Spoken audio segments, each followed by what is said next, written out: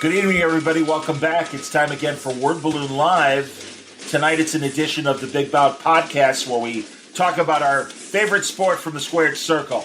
And it's great to welcome our returning champions. We got Eddie Muller from Turner Classic Movies and, of course, Noir City and the godfather of Ringside Seat, the fantastic boxing magazine. It's good to see you, Eddie. Hi. How are you guys? Good to see you. Good to meet you, Stephen. We have not met before, and I'm excited to do this because I liked your film so much. Yeah, absolutely. And we'll get to our new guest in a second. Mike Kronenberg, good to see you from Ringside Seat and other Word Balloon Conversations. Always a pleasure. Yeah, it's great to be here. I've admired Steve's social media stuff, all about Qlympic, and I was just so excited to see that movie, and it's a terrific movie. I can't wait for so many people to see it. You know, music fans, boxing fans, wrestling fans. It's got something for everybody. It's going to be a really fun conversation tonight because, again, to put a little more clarity on what we're all discussing, Stephen DeBro, am I saying it right? Is it DeBro? Is it? That's correct. Okay, excellent. Stephen DeBro has made this incredible documentary about the history of one of LA's great auditoriums that is a very different venue these days, the Qlympic Auditorium, that goes back to the 20s and has an incredible history in boxing, wrestling, music, roller derby, amazing events, an amazing woman that was in charge of it, all part of the conversation today. And Stephen, forgive me, the title is not at my fingertips, so I'll let you give the title for the documentary. But welcome and thank you very much for making this incredible film. Give us the title. 18th and Grand, the Qlympic Auditorium story. Unbelievable. And coming from Chicago, where we've lost our great venues of the past, from the Coliseum to the amphitheater to the old Chicago Stadium, man, there's something, and again, all of us can obviously comment, there's something about a classic, venue. Thank God the Garden, even though it's the new Garden, of course, the new Garden's like, 60 years old now, Eddie, I'm guessing, something like that. Yeah. But no, it's great that some of these things still exist. And I know we just lost the Blue Horizon in the last few years in Philly and stuff. And that's what's great about this, and again, dovetailing into a lot of the other subjects we cover here on Word Balloon, Turner Classic Movies just did that or showed that incredible documentary of the classic movie palaces that are, thank God, still standing in the country and stuff. And man, you can feel like you're in the Qlympic because of your movie. And it's so great to have this movie bring that venue come to life. So again, as we've all said, congratulations, and tell us about the movie. Well, thanks for the kind words and the great introduction.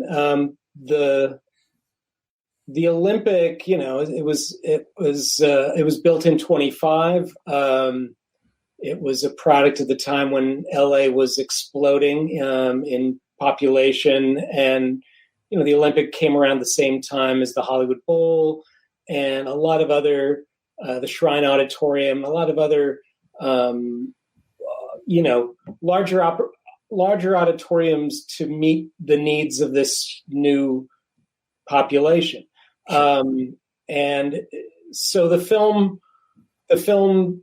traces the history of the building through time, through all of these great characters, through the story of Eileen Eaton, who's the woman who ran it, and Don Chargan, who was the matchmaker at the Qlympic during one of its glorious eras of boxing. I feel is sort of the heart and soul of the movie in a lot of ways. He loved Eileen. He and his wife Lorraine and Eileen were almost this sort of platonic triumvirate who worked so hard to put on a great show at the Qlympic for so long. Eddie, did you have chances to go to the Qlympic, either with your father, the fine boxing writer of San Francisco, or on your own?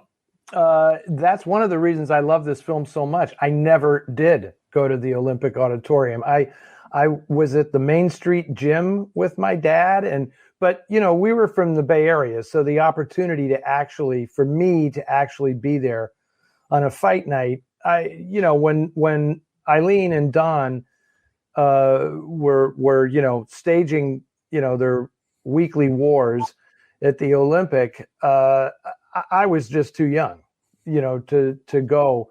But Don and Lorraine were close family friends of ours, and so I felt it all. I mean, honestly, the minute Don showed up, showing his room of all of his memorabilia and everything, I just got tears in my eyes because we were pretty close. And as I grew up and got older, they became friends of mine after my dad had passed away. So it was really, really a treat to see Don in this, and to see all that great footage of Eileen Eaton. It was just fantastic. What a character! What an incredible character she is.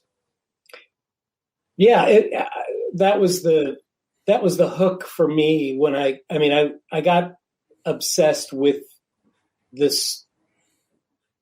history of the building, but once Eileen was so singular and remarkable. I mean, she took over the building as the building manager in 1942. She'd never seen a fight before. And it was very fortunate for the Olympic, because the Olympic had been a white elephant. It really, struggled for, the first 15, 16 years of its existence to turn any kind of profit. It went into foreclosure immediately. It went over budget.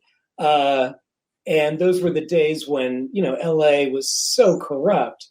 It wasn't the mob at that time. It was the police and City Hall who were skimming everything. And there are all sorts of great stories of digging back into those early days, which we don't really get a chance to get into that deeply. But just there was a scandal in the 1920s where the sheriffs were stealing money from the, because it was in foreclosure. So the county, the county sheriffs were garnishing the gate, and those guys, they stole money. The sheriff's deputies were stealing money from the place. So lots of great care. I mean, at its opening in 1925, it was Rudolph Valentino and Jack Dempsey. Jack Dempsey was there. It was his mural. Mural of him adorned the front of the building for decades. Hey, and Steve, do you know who painted the mural? I do not. It was not there originally. And I don't know what year it was. It was in the 40s or 50s when the Dempsey mural was painted on the building, because the original images of the building do not have that mural, and it was there until around 1980, 81, when the building was sold, and they sandblasted the mural off. They didn't just paint over it; they sandblasted it off, and they took there were all these hand tinted photographs that lined the hallways of the building that were tossed away or given away.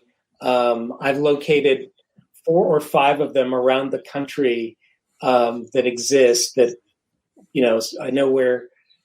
Yeah, I know where a couple of wrestling ones are, and I know where a couple of boxing. Someone recently showed up with the Jack Dempsey hand painted photograph framed that Eileen gave to them, which was amazing find. So was the other thing that was been so amazing is the memorabilia and things that have just that have been dislodged.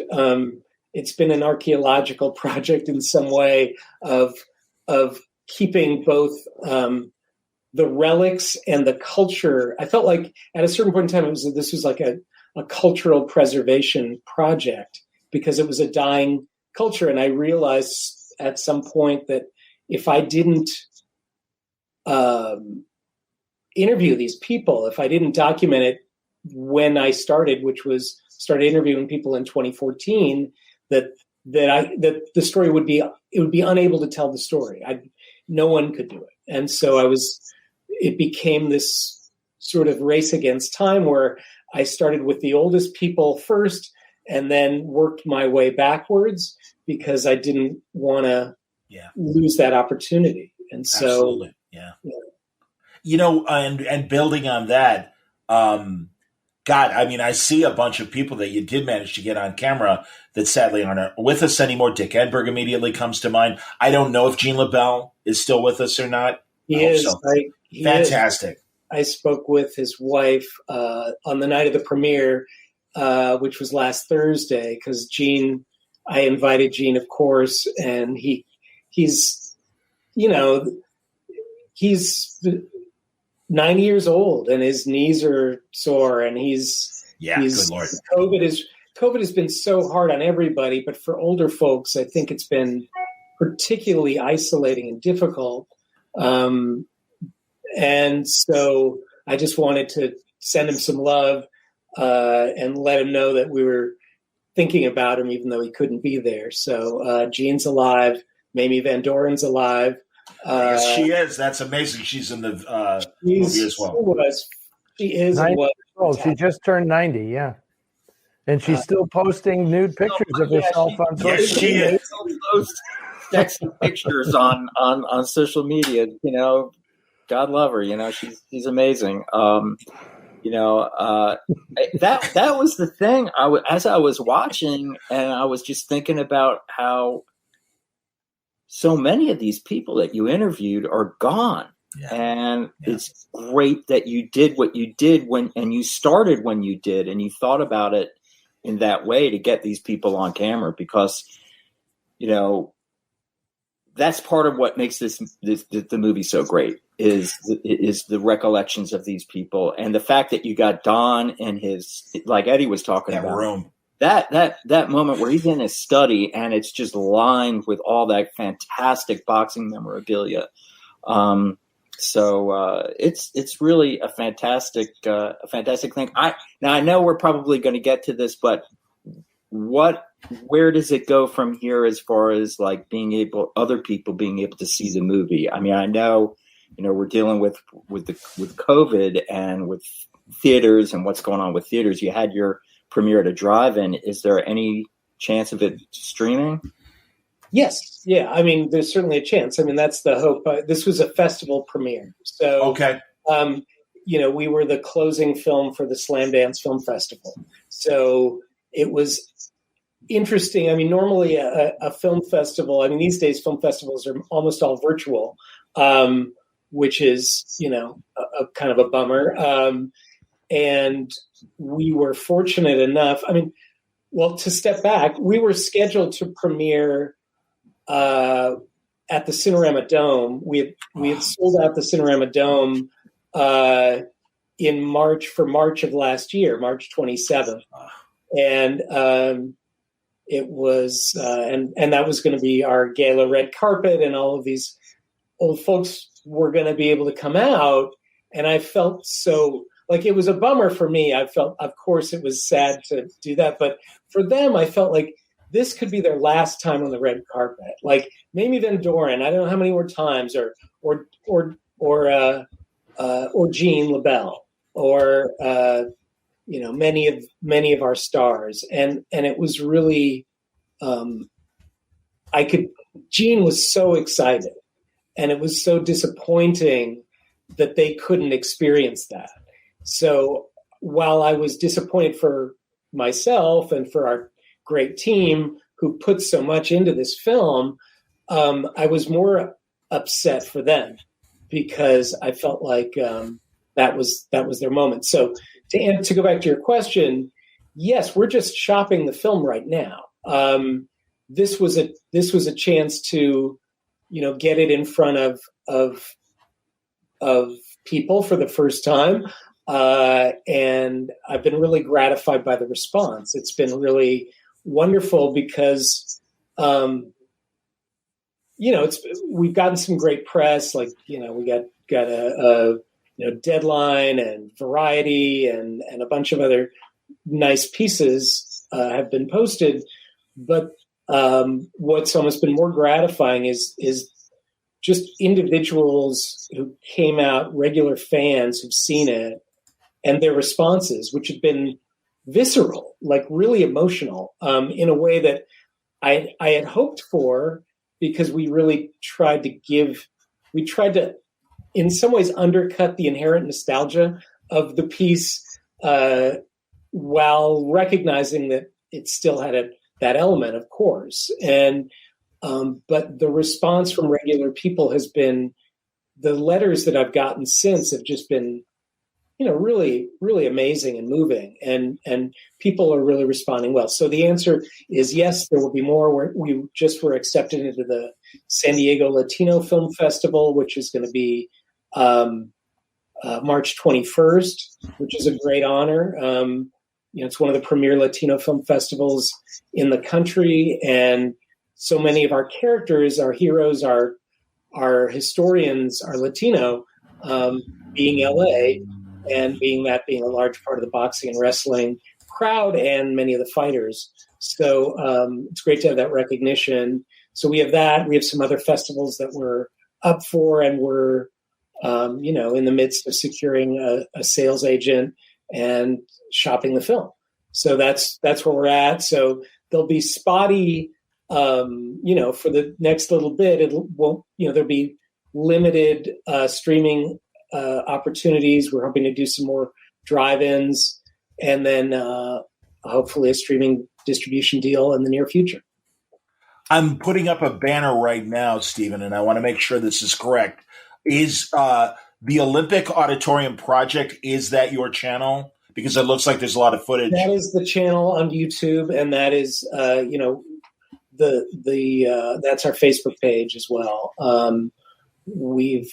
It was always, this project has been an interesting one, in that the impetus, there was always an impetus to do a documentary, but I also looked at it as a cultural engagement project as well in the city of Los Angeles, because it has such a strong connection to the city, and it's a generational, generational bridge.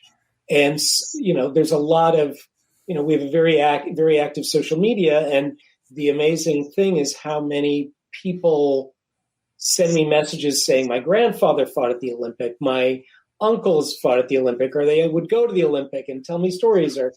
And so it's, it's been this amazing process that's very, it's really emotional work. And it's, like in the last couple of days, we lost Danny Valdez. Danny Valdez, was California, featherweight champion twice, won it at the Olympic, was from East LA. And I got to know him and his daughter, who would bring him to all these. There's a very tight-knit boxing community in LA. And Bobby would come out, and Danny would come out. And in recent years, he's been pretty infirm, but his daughter would bring him. And so there's another link. He won that title in 58 or 59, one of the two. And so we see these folks passing, and COVID has been another, I think, thing that makes maybe the film hit home even more. The losses that we've all seen and endured over the last few years, that seeing so much history, and when their stories are gone, they're gone. That's one thing that I realized, is and that's why I interviewed Don Chargan 3 times, drove up to Cambria 3 times to interview him, because, Don was the most knowledgeable person maybe in the country on boxing. He started promoting when he was called the boy promoter. Yeah. He had the institutional knowledge of boxing that he had was encyclopedic. I would call him up and we would talk on the phone, all the time when I just had a question, and I just tried to get as much as I could from him while he was around. And in fact, I drove up, he had brain cancer and was dying, and I was in touch with his family, and I said, I'd love to show Don the film in its rough cut stage, just so, if he wants to, if he's able, if he's interested. And they said, yeah, come up. And so I drove up there and showed him the film on a laptop with him, with headphones on and a grin on his face. And he went to sleep after that. I said goodbye, and he died a couple days later. And that was just like, it meant so much to me. And that's, I guess, I tried to make the love come through in every frame of this film, and the respect that I had for all the people, all the participants. I didn't want it to be hagiography, but I wanted it to be something that was true, that captured an essence of LA and an essence of boxing and wrestling and roller derby and music that it was gone, and do it in a way that was not pandering, but that showed the vitality and why it mattered, why the Olympic mattered, and why it still matters. And that was my mission. And I give so much credit to the team that I can't take all the credit myself. We had Tony Peck, who was my DP, went all around the country, shooting this thing, and was so, just vital. Robert Benavidez, my producer, was there and fought for me, with me along the way, and brought so much knowledge and love of boxing and film, and is a great DP himself. And Mary McAnulty worked with me on the story. We just, this was an intricate, difficult film to cut. It was such a challenge to bring through the threads of this film, which was, the building, Eileen, and the city, and the passage of time. And so to thread that needle required just endless amounts, 50 interviews, in-depth interviews, to get those voices to sing. And for the story for all the elements to play out in a satisfactory way was probably the biggest. Well, there are many challenges, but to make it work, I'm a story guy. I really believe that, you're only as strong as the ability to, as cool as the archival is, as great as the music is, if the story didn't play, if we couldn't meld those elements, and for a long time it wasn't working and it was driving us crazy. And so anyway, I don't want to drone on, but that was the challenge, and I really wanted to bring that forth. And I give all the credit to Karen Tracy, Mary McAnulty, Gene Aguilera, who's the Duke of East LA, and the boxing, my boxing and East LA music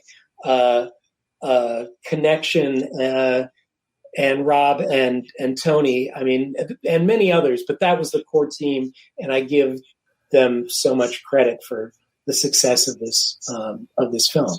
Well, I want to ask these guys, and I'm sure you guys still have questions, so forgive me, but I really want to know, as film experts yourselves and film historians, Stephen, that's amazing to hear, because I really congratulate you. Got all of your crew, and not only putting such a cohesive movie together, but also the pacing of documentaries that I have suddenly at least been aware of in the last 10 years has taken such a leap forward. And I remember thinking that the old Robert Evans Kid Stays in the Picture documentary was a big leap forward. The way they kind of made stereophonic photographs and some of the other angles and the way that they treated and would do a photo montage.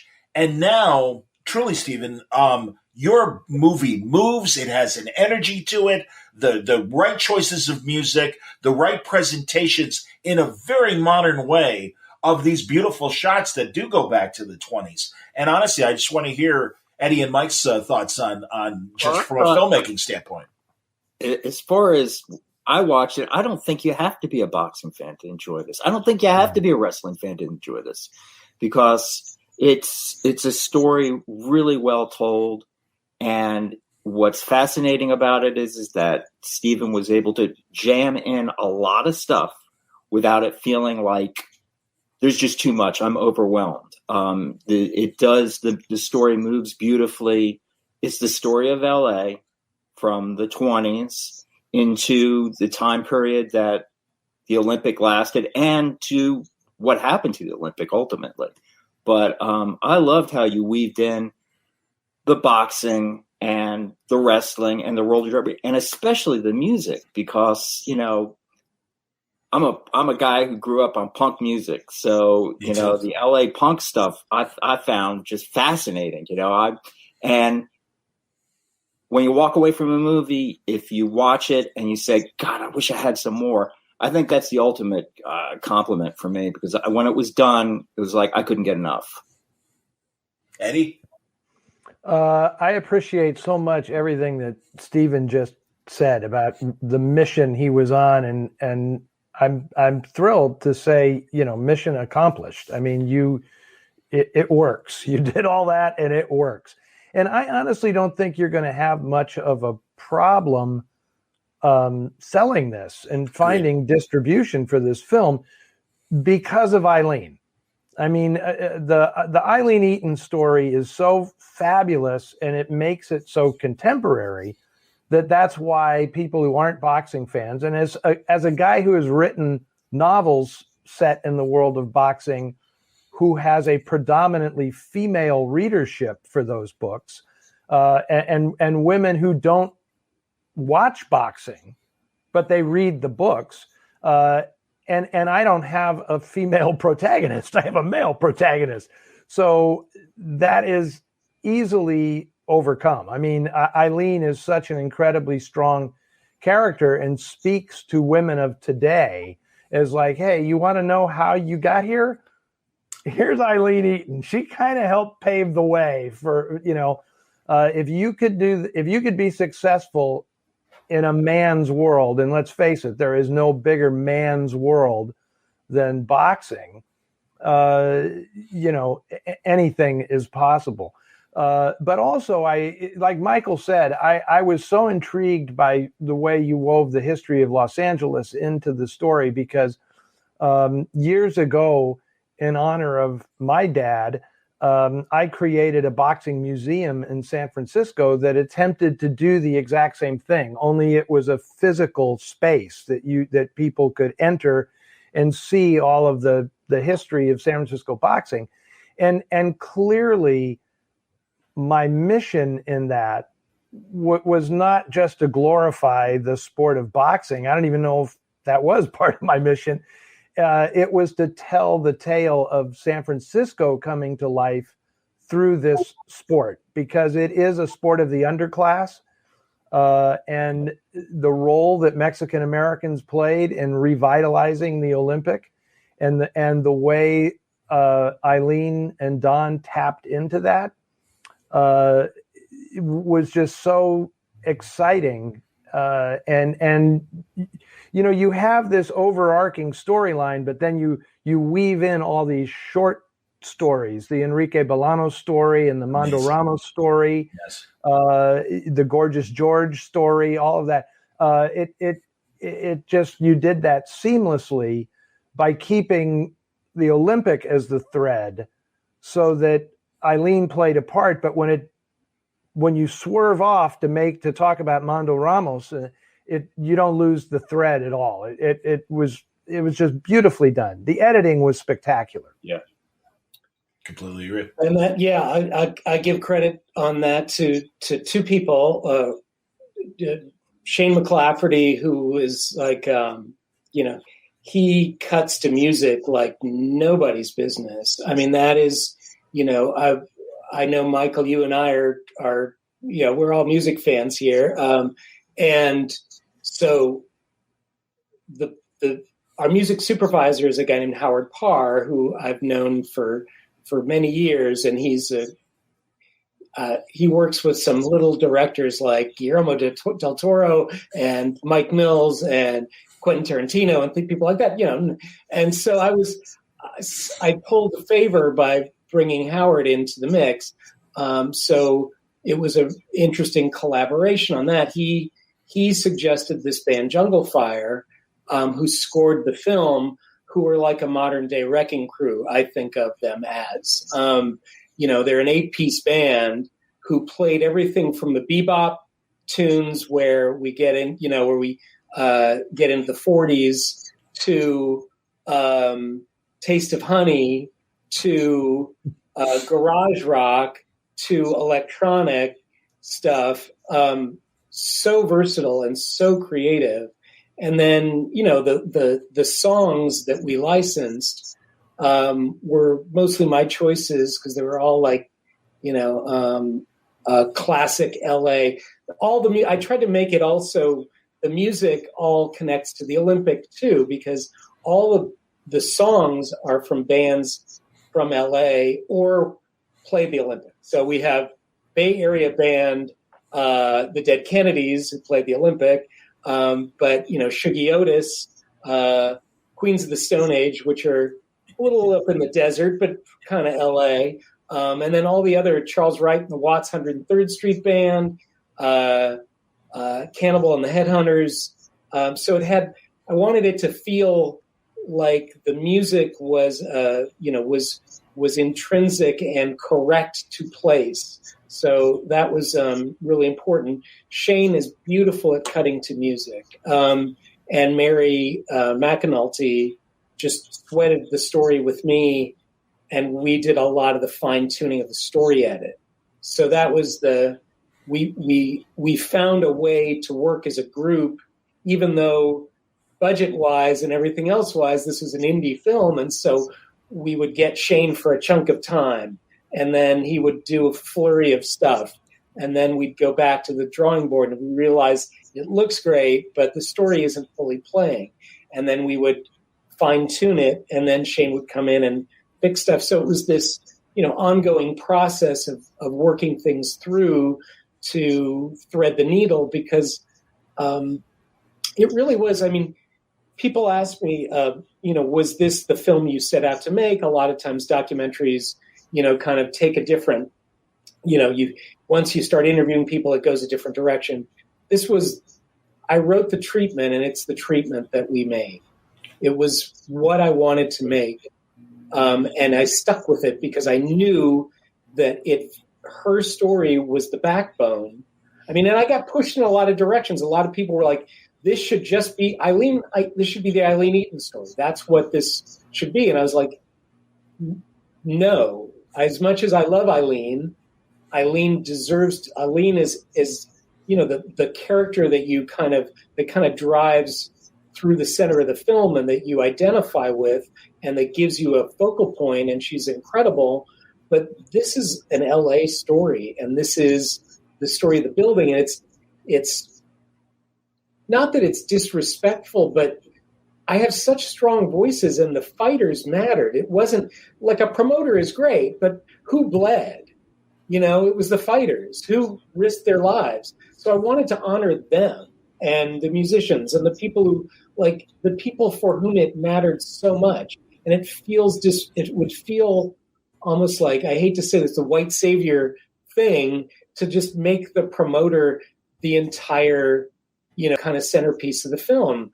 The boxers, whether it's Julio Cesar Chavez, who we were so fortunate to get, and that was a Rob persistent thing that we were able to get him, Rob Benavidez, or Frankie Duarte, or Carlos Palomino. Palomino, fantastic segment. Well, that was just because sorry.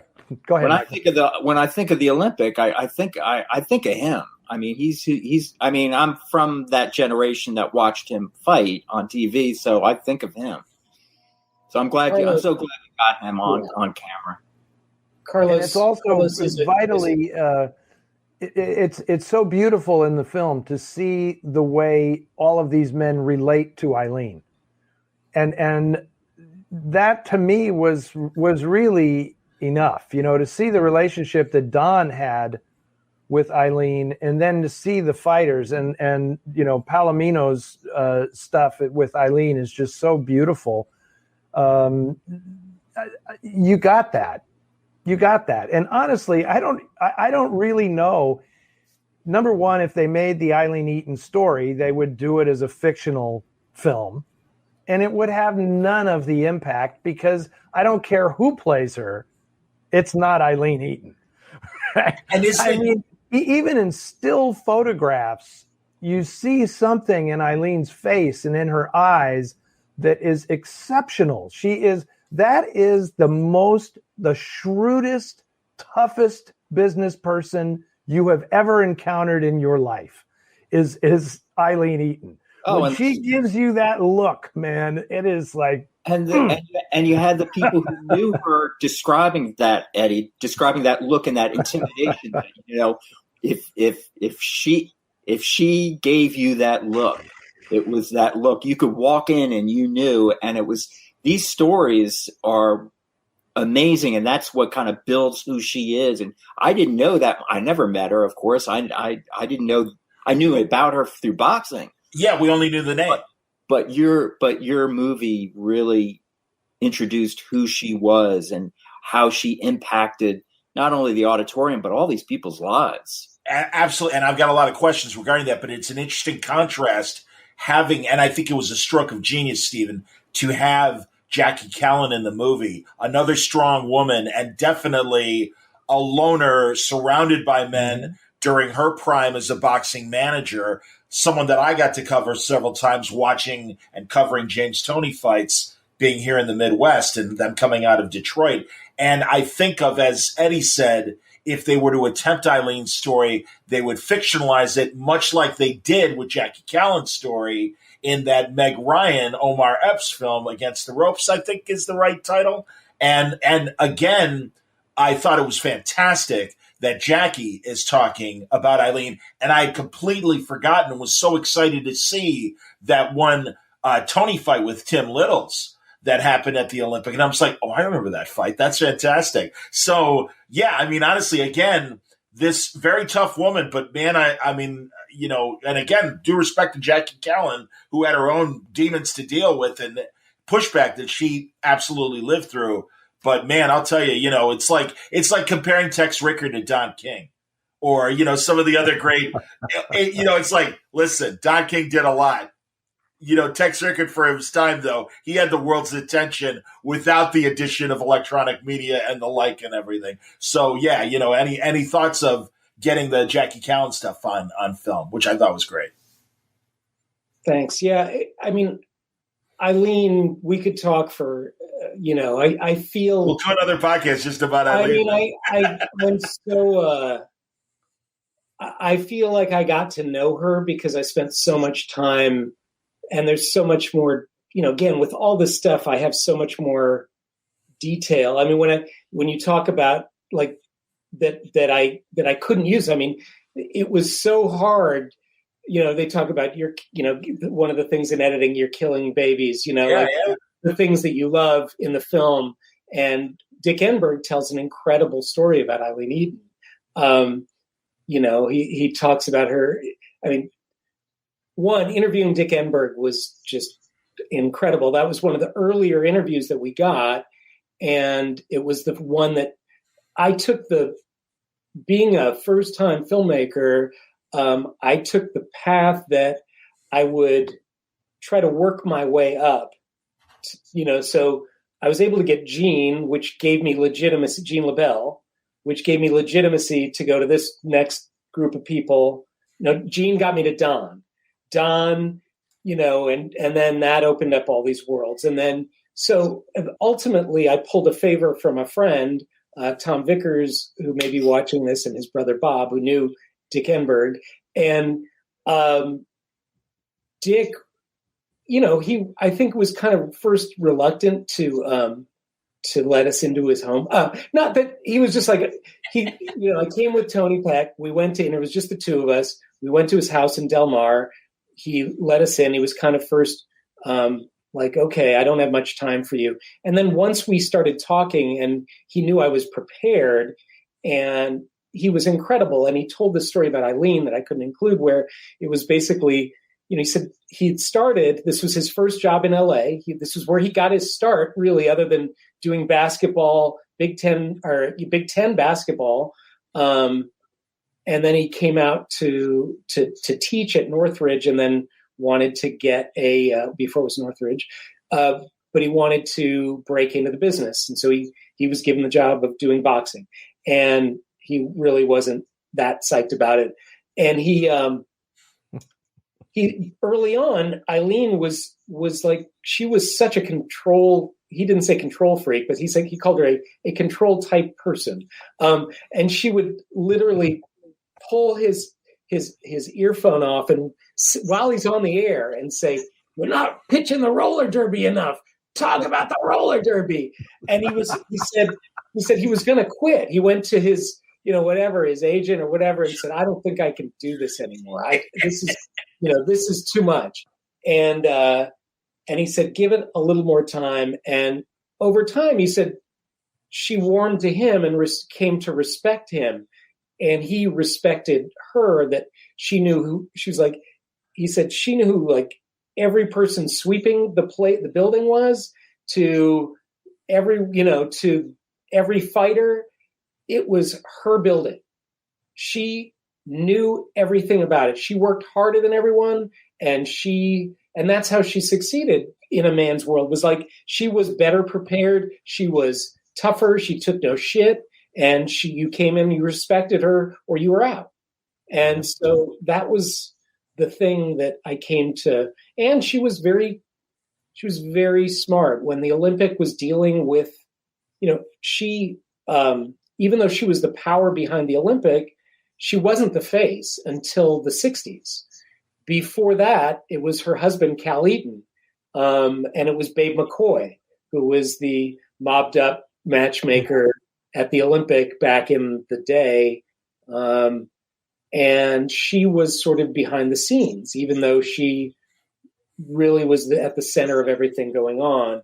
So she was able in some ways to kind of, dare I say, use them for cover in a way, use the men who were out in front connecting with the mobsters and dealing and monopolizing, wrestling and boxing. And they ended up ultimately going down, which allowed her to rise. So I think, not to say she was at all conniving, but she was smart enough to stay behind the scenes in a way where, at a time when boxing was so riddled by the mob, so she could have, in a sense, like a step between her and the worst of the business. So anyway, I digress. Well, I wanted to build on that, and I'm glad you say that, Stephen, because honestly, as a boxing student of boxing history, I was very interested on the Babe McCoy period. That obviously, and again, we're kind of dancing around it for people that don't know, the International Boxing Club and boxing in general kind of came under suspicion by the Senate, and there were hearings, much like, to compare them to other hearings, today's hearings that we see with Congress, but with a lot more severity and a lot more consequences. Nowadays, when the Senate does something, it's a slap on the wrist. It's very rare that you see the literal shutdown that happened to boxing in the early 60s. And Eddie, I want you to build on it because you could probably tell the story better than I can. But I was wondering about Eileen's, as you're saying that she was insulated. Was she truly? I mean, and again, I don't mean to misjudge her character in any bad way, but truly it was part of the business. You couldn't do boxing business without dealing with the mob because they owned, if not directly the fighters, they owned the frontman management that reported back to the mob kings. All that came out in the Senate hearings. So could you answer that? And again, I want Eddie to build on this portion of the history that, you guys acknowledge, but you don't spend a lot of time on it either. Eddie, you want to start? Well, I'm happy to discuss that, but I did want to say one thing, coattailing on what you had just said previously, Steve, and that is talking about Eileen, and I was very moved by the film because it's about a time when people like this could exist in America, right? It was, as you put it so eloquently, like the Olympic was her domain. She ran everything. And I love when you said that she knew the name of everybody who worked for her and was watching. Because this is what we do not have in the culture today. Yep. And to me, this is like the biggest loss is when television took over everything and when corporations took over everything, you no longer had the possibility of greatness where somebody can just have a job and develop into the greatest person to do that job, right? And I mean, that's what Eileen, and also that's what Don did, right? When he grew up into being Don War-a-Week Shargan, the greatest matchmaker in the country. Yep. But if television had swooped in and taken over, and if some big corporation had bought out the Olympic and not allowed somebody like Eileen to run the show, it just wouldn't be the same. And that really came through very, very strongly in your film.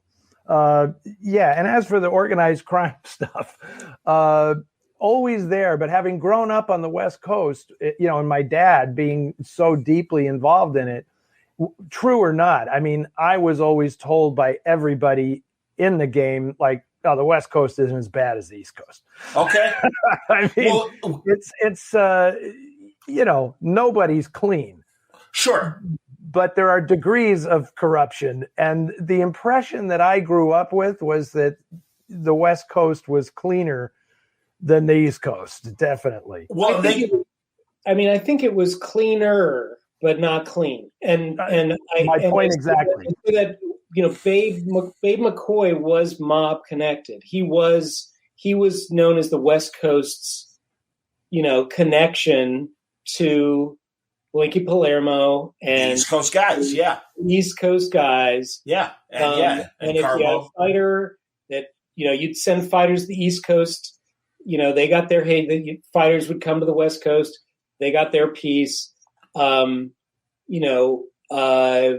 Babe was really close with Mickey Cohen. Super. They testified at each other's, as character witnesses for each other. Crazy. When you've got Mickey Cohen as your character witness, you are doing something wrong.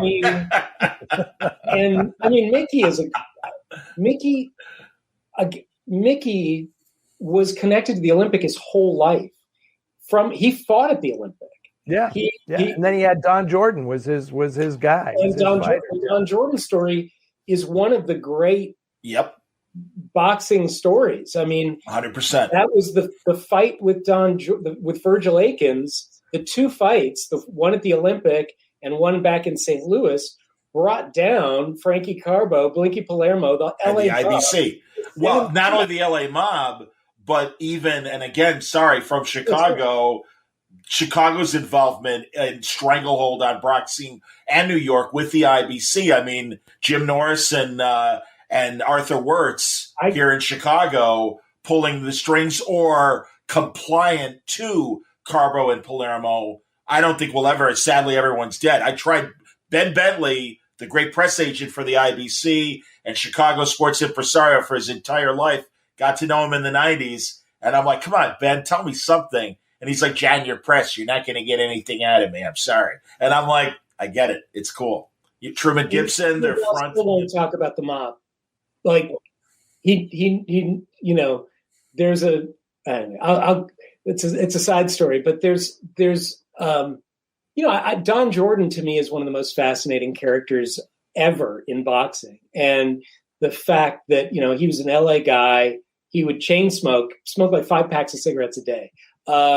He beat great fighters and would lose to terrible fighters. He, and then being at the center of these fights Don told me the stories of what happened. Basically they controlled, what was Jordan? Was he a welter? Welterweight. Yeah. And they controlled the division. The mob controlled the division. Virgil Akins was the champ. And if you beat the champ, you then become the mob's fighter. So in an upset, Jordan beats Akins at the Olympic in 57, I think, or 58. And the mob comes, they're having a party, and they say, okay, it's time to turn him over. And Don was involved with Jordan at the time, and it was a guy named Jackie Leonard. And they threatened them, and they said, okay, all right, well, your fighter's going to come back for a rematch in St. Louis. And if he loses, well, fine, we'll let you off. And if he wins, he's our fighter. Okay. Yep. And he goes back and he wins. And they're having a post-fight celebration at a hotel, and knock on the door, and it's Blinky Palermo. And it's like, now's the time. And they said no. And so they went back to LA. Jackie Leonard's house was firebombed. He was beaten over the head with a lead pipe. And that led to the hearings that brought down, these guys. And so, the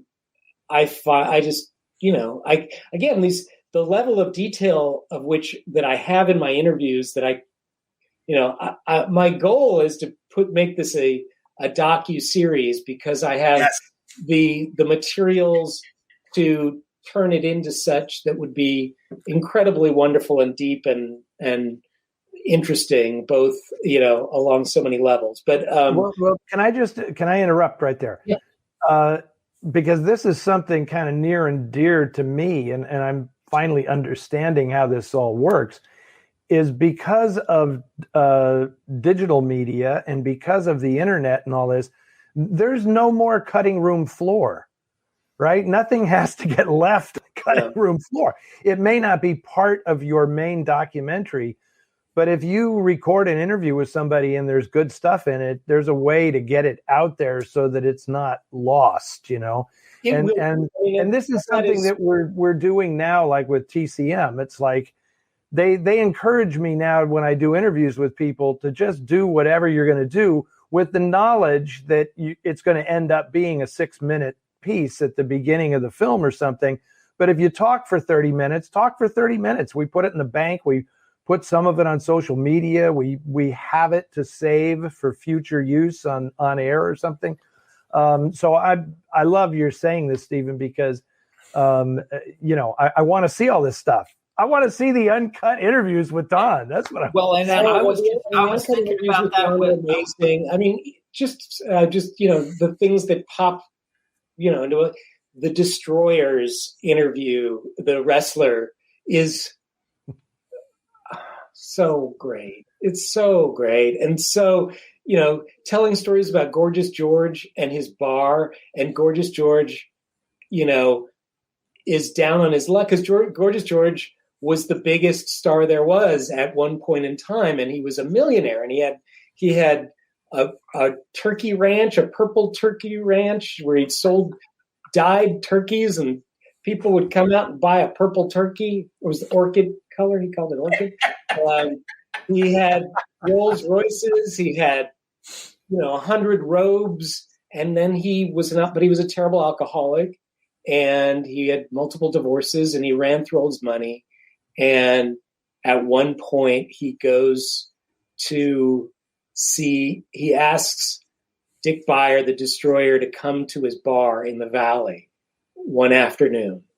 And he begs him to have a match with him where he would a hair versus mask match, and he would lose and have his head shaved. And gorgeous. And Dick Beyer was kind of horrified because he was the big, he was the big star, and the Olympic wouldn't take his fights and his wrestling anymore because he had been such a both unpredictable, terrible, and his act had run thin. And his story about that is just, it's like, I wanted it in the movie, but it just didn't fit. It couldn't fit in the movie. And that times 100 in this film of moments that are incredible and really moving, and pieces of American history and pieces of cultural history that are just, I fell in love with my characters. I have wonderful relationships with them to this day, or their families. Mm-hmm. Don Chargan Jr. was sending me, great wishes, and Jackie Denkin, Marty Denkin's daughter, Marty Denkin, whose voice, that New York accent just cuts through this film in such a great way. And, of course, Carlos called me. He drove down. He's staying up in the Bay Area right now, Eddie. And awesome. He drove down for the premiere. And these are relationships that will last the rest of my life. I feel so close to everyone. This is one of those projects that, though this film is, the centerpiece, it's the hub of a universe, the way I see it. I can't see disengaging in it for a while. I think that's such a great idea, Stephen, to go ahead and expand on that, because when you were talking earlier about like stuff that you had to cut, and you were talking specifically about some stories that you wished had been in there, my first thought was, God, boy, it would be great to have a Blu-ray or a DVD, and it would have all these extras, and you'd have all the extra, interviews. Footage, yeah. But even better than that would be, what you Tales from the Olympic, absolutely, man, or Tales from LA boxing or wrestling. However you want to position it, and you already know that, Stephen. And Eddie, that's why when you brought it up, and Michael, same thing, believe me, I've been waiting to spring that exact question, and it's so great that you are thinking that way. And truly, you've satisfied my IBC Olympic Connection answer that, like you said, that could be its own 2-hour movie or hour episode.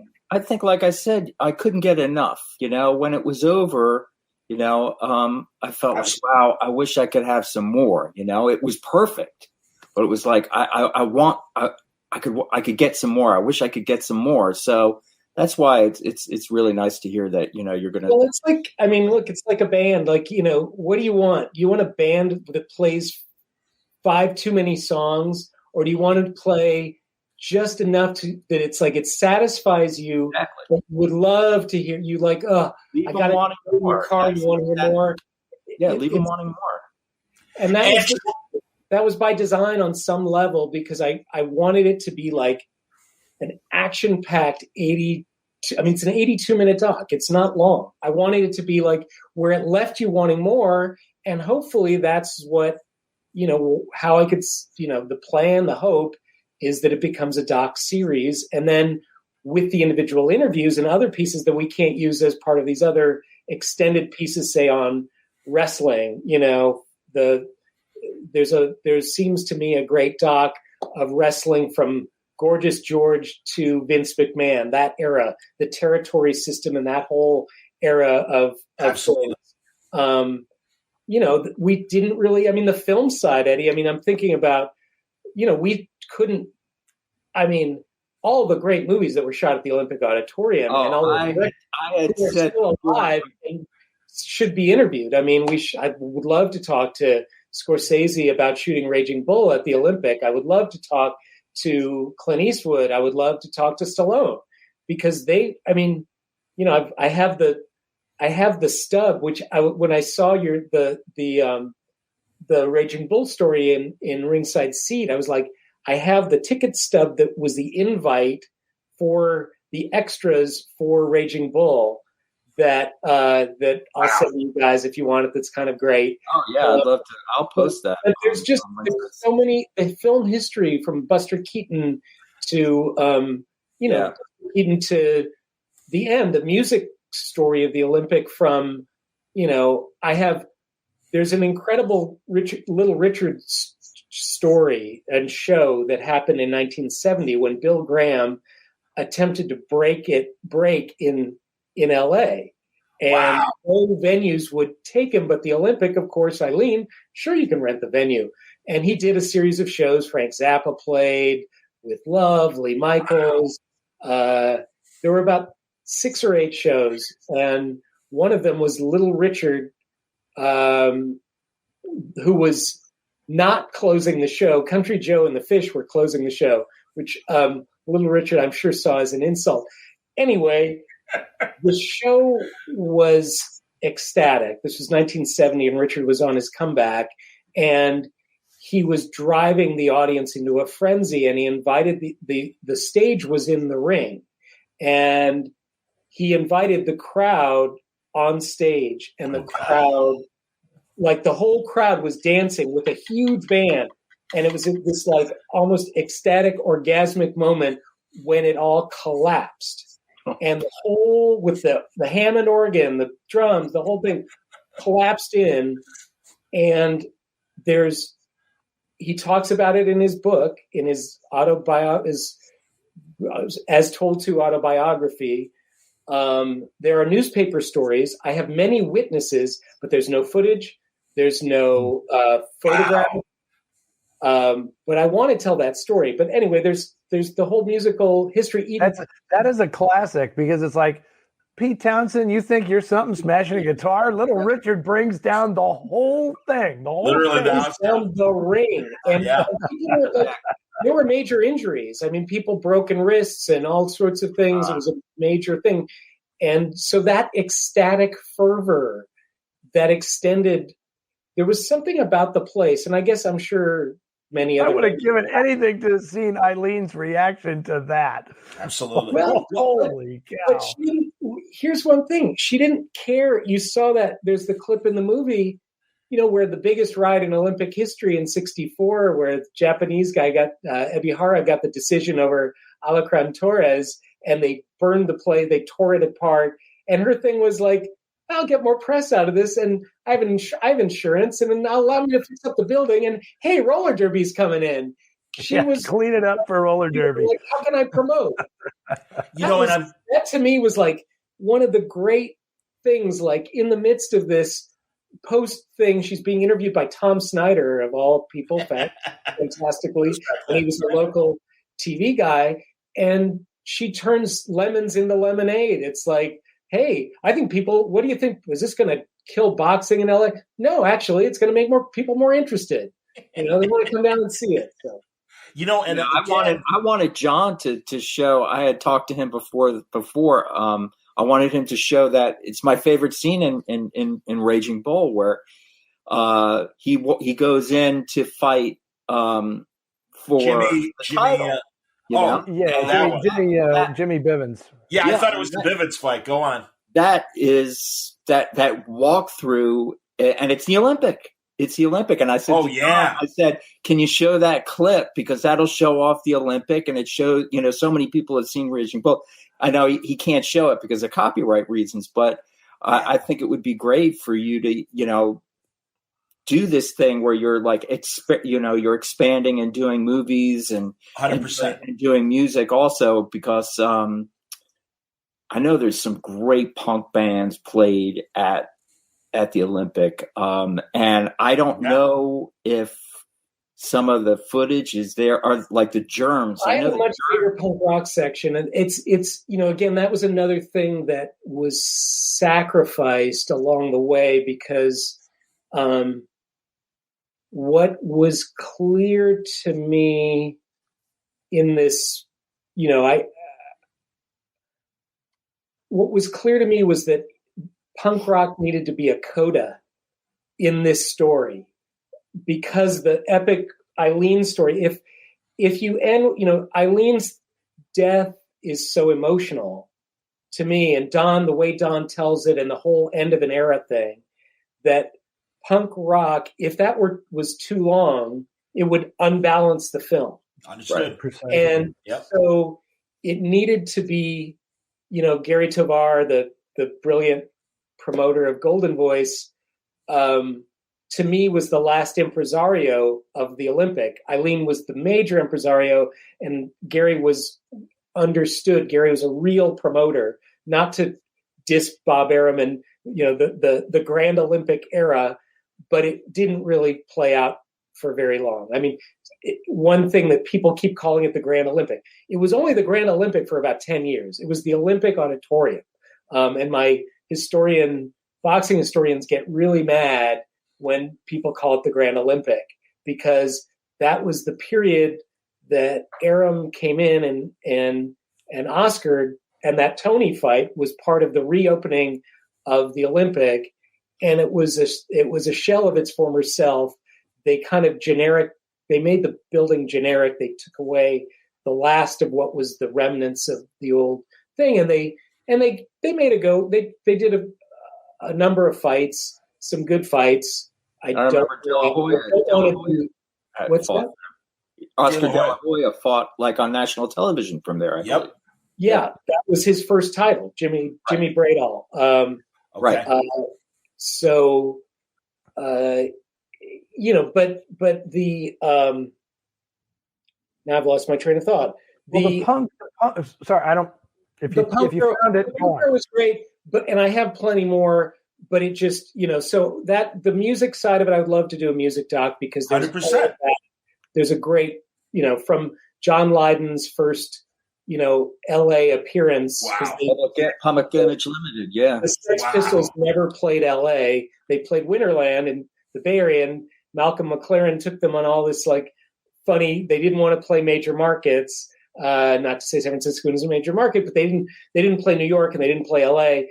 And they so when there was so much anticipation for when PIL was going to play LA, and everyone wanted them to play a punk set, and they were, more like post-punk dub stuff and it was a very violent show. Los Lobos opened up and got, people threw cans and bottles at them. And is there footage of the Pill show, Stephen? Is there footage of the Pill show? No, there's an audio recording, but some great stills. It was well shot, and that was the same. A few days later, they did their infamous American Bandstand. It was the same LA trip where one of the most infamous American Bandstands in its history, where they basically didn't play along to the lip sync, and they pulled the audience on the stage. It was sort of a performance art piece, but. Well, that's why when you mentioned this Little Richard concert that wasn't filmed, and this is something that I'm sure all four of us are aware of, but I'll remind the audience, because we are so constantly videotaped and now digitally recorded since the 90s. There's not a minute of the last 30 years of significance that isn't taped somewhere. So it's that early, from literally the silent era to the 1980s, where there are still gaps in what is recorded, literally recorded history. And I think that's what's great, to get the people that were there to fill these gaps with these interviews. And truly, Enberg talking about the beginning of his broadcast career. Roddy Piper, who we haven't mentioned in this conversation, I'm sure that's an hour or two. And I know, hearing his great interviews before he passed away, what kind of amazing storyteller and history he had, both with and prior to the WWF years and things. So it's really fantastic that people like yourselves are the archivists that they are and archaeologists that they are, to truly find and keep these stories. Otherwise, they are going to be lost to time. I try to do that with my main Word Balloon show in the comic book and nerd world, and talk to as many of the old timers that are still with us to get the story straight. Because a lot of rose-colored glasses interpretations of it must have been like this, there's too much fan appreciation without facts. And it's great that you've got, like I said, what you're doing and to go in these different directions. There's my soapbox. I'm done. But anyway. The archival was very challenging in this film. I mean, there is, for a weekly boxing show that Eileen had on KTLA and then KCOP, most of that stuff is gone. There's really little, unless, I found kinescopes, I found collectors, I found the best I could. The UCLA Film and Television Archive was vital. They had that, when we got that KTLA interview that starts the film that runs throughout, which was shot for the Danny Little Red Lopez Bobby Chacon fight in '74. Classic. And that once I found that, it was like the key, because it allowed me to keep her in the film throughout. I mean, so that was, oh God, that was. I know that feeling. That feeling that allows you to tell the story, like you find that piece. Oh. You just unlocked it. Now we can actually do this movie, because now we have her speaking for herself. I know it is archaeology. It is archaeology. I know when I was that boxing museum that I was creating in San Francisco, I talked all about all these old fight clubs that existed in San Francisco, but I had nothing. I had no actual visual evidence or representation of any of this stuff. And there was a guy, I'm telling you, I forgive my detour, but I can so relate to what you're saying, Stephen.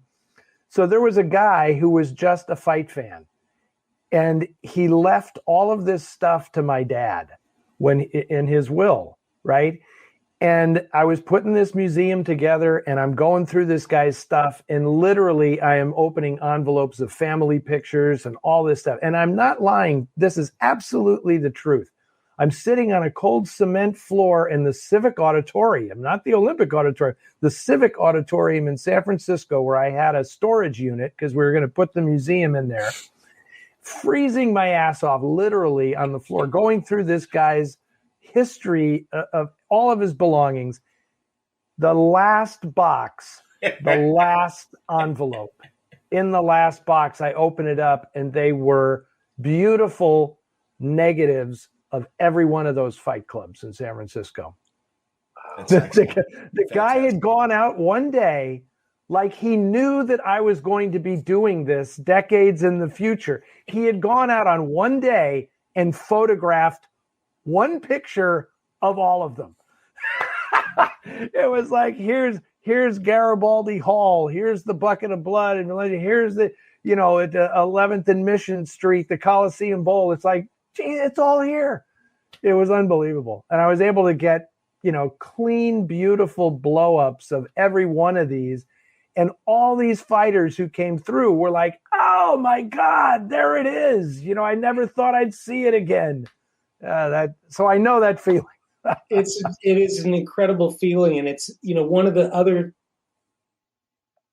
things that happened, we did a Kickstarter campaign, and through that we raised our social media profile. And through that, a guy reached out to me and said, hey, I bought a batch of negatives years ago of this pair of photographers. There's a bunch of photos of Eileen Eaton. Would you be interested in them? And I said, yeah. And it was for the Sports Illustrated. In 1967, she won the Boxing Writers of America Award for Promoter of the Year. And she was shot for Sports Illustrated by these independent photographers who owned their own negatives. They used 3 of the shots in the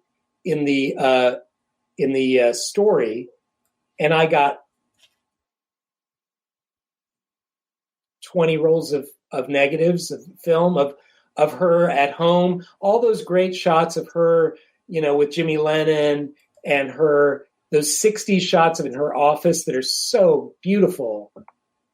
Again, there was, because she was a woman, because she was behind the scenes, there was hardly any of her. There were tons of Cal Eaton, with the fighters, in the 40s and 50s.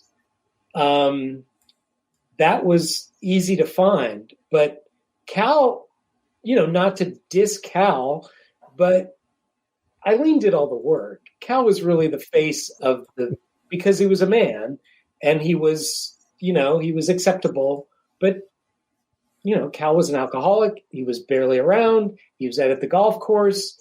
Eileen was doing the work. So Cal was well documented. He'd show up for the weigh-ins. Eileen, there was nothing, very little of her young. And then finding these pictures of her in the 60s, really allowed us to help tell that story. So all of these things just get disgorged as people find out what you're doing. And I'm sure more will be disgorged now that the film is coming, because just people are holding on to this that their family had, that they collected, they put in their basements, their garages, and all of a sudden stuff shows up. And, without some wonderful bits of luck and very generous people along the way, this couldn't be done. But there's so much more. The archive that some of it, I've tried not to become a big collector myself. I've collected some stuff because I just don't have room for it. And I don't want to get into that mindset, that world. But I have access to all the many amazing collections. And that's what allowed this film to be done too. Would you ever consider talking to, and maybe you already have, the Canastota International Boxing Hall of Fame, or some of the other existing, and I don't even know, Eddie, I don't know the West Coast ones, if they're beyond what you try to do in San Francisco. Obviously. Yeah, this is very tricky. It's a question the very first question I had for you, Stephen, had to do with what will be the disposition of all of the stuff that you have collected, like as an urban archaeologist, which is what you are, obviously. Because I've gone through that. My boxing museum that I created in San Francisco after the earthquake, I got moved out of that building for retrofitting, and then the city administration changed, and the new administration was not as big on a boxing museum as the previous one. Yeah. And I have it all in storage. I have the entire thing in storage. I have a huge collection of memorabilia. And like you, a million stories to go along with every piece of it that was collected, like how it came into my possession. And it's very, very interesting, especially when you're, giving an interview or something is one thing, but if you're actually sharing an actual object or an artifact, I learned a lot in doing that. Like the fighters wanted to give it to me because they wanted to be remembered. Yeah. And their wives said, "Don't give him anything. It's worth money. Why are you giving it to him? He's going to make the money. We should be making the money." And I'm like, "What money?" Well, that is, yes, we could. It's a very. My experience is the same. It's a very tricky thing, and again, that's why I've tried to not personally collect all that much, because I know what a rabbit hole it can be. I have, the pieces that I got that I felt were really important, or that like I needed, or that were given to me, or that were really, oh, what a great deal. God, I found this on eBay. It's like $10 for this shit. Yeah, I'll get it. But as far as the other stuff,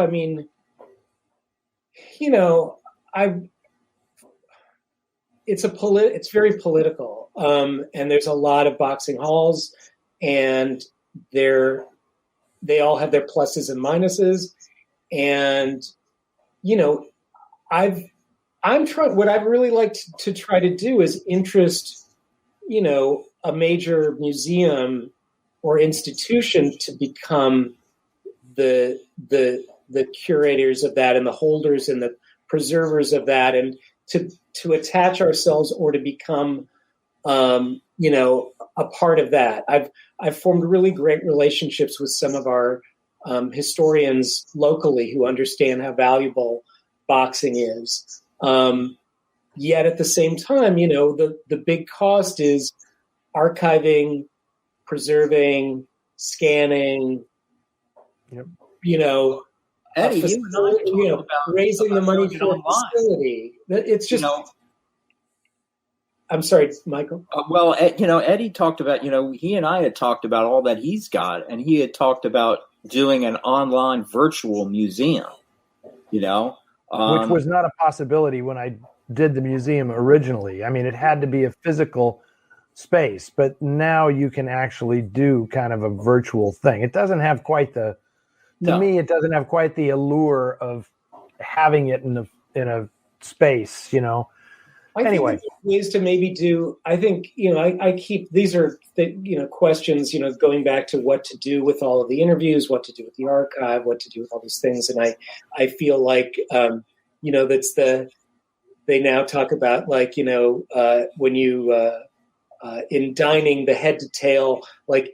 I feel like it's a whole cow, and it's like the document, and you want to use all parts of the cow because they're all nourishment. You want to use all parts of these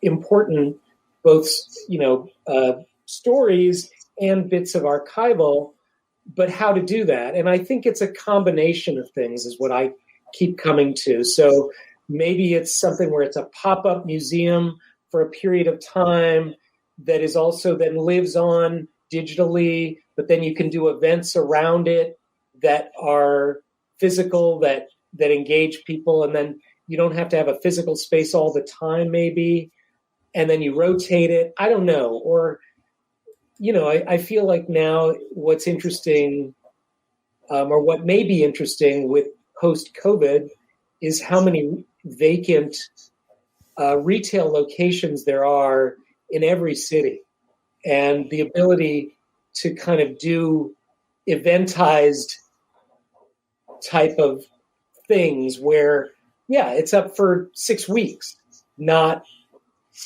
60 years. It doesn't aim to be permanent. It aims to be something that you publicize, you do events around, it draws people in, and then maybe it moves on. Right. And it could be a touring thing. I kind of feel like that may be the future, or at least in lieu of a huge donor who's willing to bankroll a real museum. Stallone, I want to do this. I'll fund it along with like Cheech Marin has, he has this incredible Mexican American or Latin American art collection, and he's partnered with the Riverside Museum down here and did the fundraising to put that together. And that's the kind of thing that would have to happen to be a permanent thing. So an institution, money, idea. and a collector or a group of collectors who could work together to kind of do that. That's the only way I see it kind of being a going concern. But would love to talk to you, Eddie. Well, we should compare notes on all that stuff because the one thing I love your notion of like pop-up spaces, because the one thing that doesn't come with is the political baggage. I mean, when you try to do anything that's in a permanent space, and when I did my boxing museum, the only way I could do it was I wanted it to be in the Civic Auditorium, which was now a city-owned building. So I had to get the Board of Supervisors to actually sign off on a resolution to create the museum. And needless to say, whenever boxing and politics mix, you're going to get a lot of pushback but that was fine for me because it really honed my pitch of like why boxing is important, right? Why it is the bedrock of building the city. The people who built this city, they weren't the Jefferson Starship, They were these guys in the building trades who went to boxing, who fought, they were either boxers or they were boxing fans, and they were blue collar people who built the city, right? Totally. And I was able to convince them of that, and they went ahead with it. But then you're always at their mercy. You're at the mercy of the government and a board of directors and everything. I mean, I learned so fast when I did that museum, when it looked like the supervisors were going to say yes. And I went back to my sponsoring supervisor's office and I said, what do we do now? And she says, you put together a board of directors and you make sure that every single person on that board of directors is beholden to you and will answer yes when you ask them anything. That's how you do it, right? Yeah. I mean, that's not why you got into it, and that's not why I got into it either. It's like and I think that is that's the trick. I mean, it sounds, everyone or many people have, who have collections want to start a museum, and there are people with beautiful collections, but a museum is a loaded situation. And if you can do something that is more where you don't have to create that kind of permanent infrastructure, you're saving yourself a huge headache. And if someone else really wants to do that, and they want to raise the money and they want to do that, and you could be the face or you could be the whatever, that's fine too, if you trust them.